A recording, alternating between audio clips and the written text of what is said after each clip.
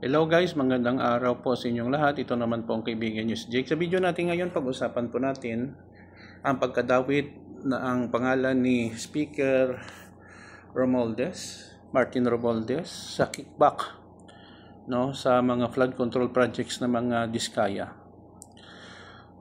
Todo deny po siya, hindi po siya tumatanggap at hindi po siya mababayaran. Kung bago lang kayo sa channel ko at gusto nyong video na ito, paki-like lang po, share, and huwag kalimutang mag-subscribe.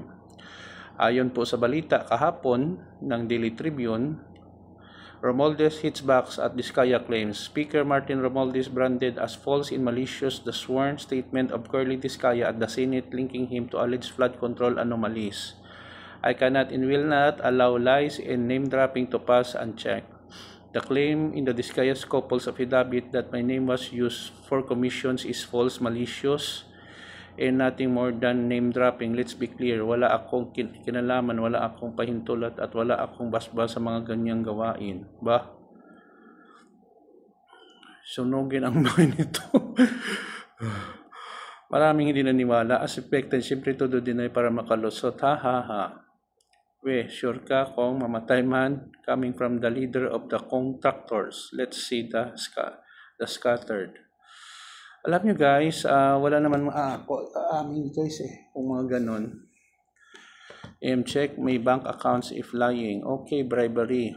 Sinungaling ka, buaya, tambalos-los. Romualdez, maglilinis ka pa. So, it's easy to say hindi ka involved, Pero on the part of the Diskaya guys, they have to prove by evidence, by voucher, or ledger, na may tumanggap talagang tao, na tao ni Romualdez. Wise din ito ang mga congressman at saka mga politiko. May mga tao sila na kusang loob na kumukuha doon. Hindi naman sila personal. So medyo playing safe din sila, Grabe. Booking ka na boss, buaya. Unsa ka santo pa pabasbasan ng mga agbe. Padinay pa more. Dodge pa more crocodile. Okay. Okay. Baha. Deny Judge Speaker.